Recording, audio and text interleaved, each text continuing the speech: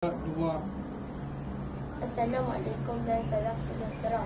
Saya Nusa Safira binti Muhammad Ali dari Sekolah Kebahasaan Jawi Sekolah Berprestasi Tinggi.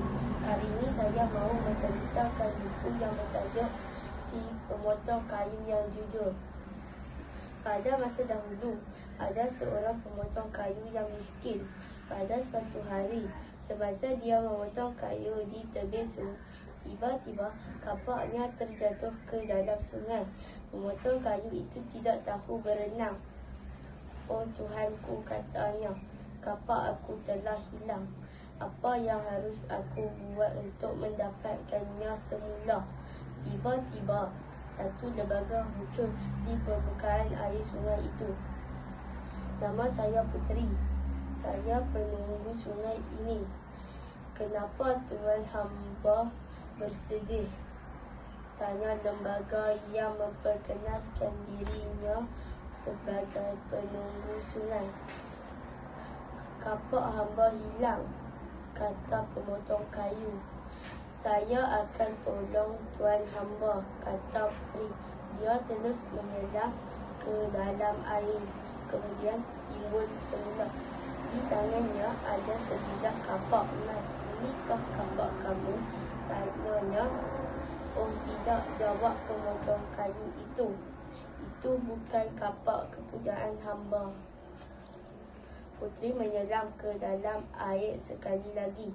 Kali ini dia timbul dengan sebilah kapak perak di tangan.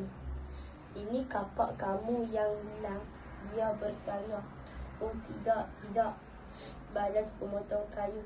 "Hamba pemotong kayu yang miskin. Hamba tidak mampu untuk membeli kapak yang mahal seperti itu. Kapak hamba diperbuat daripada kayu. Matanya adalah besi," tambahnya.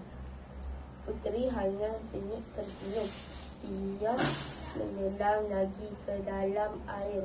Kemudian dia muncul dengan sebilah kapak besi. "Ini pasti kapak kamu," katanya. Pemotong kayu itu segera mengambil kapaknya sambil berkata, "Inilah kapak hamba." "Terima kasih banyak-banyak." "Sama-sama," jawab Puteri. "Kamu seorang manusia yang jujur. Saya sangat suka akan kamu. Sebagai balasan kejujuran kamu itu, kamu boleh mengambil ketiga bilah kapak ini," tambahnya. Dia memberikan 3 bilah kapak itu kepada pemotong kayu. Selepas itu, dia terus hilang ke dalam air. Pemotong kayu menjual kapak emas dan kapak perak itu. Dia telah menjadi kaya. Itu saja dari saya.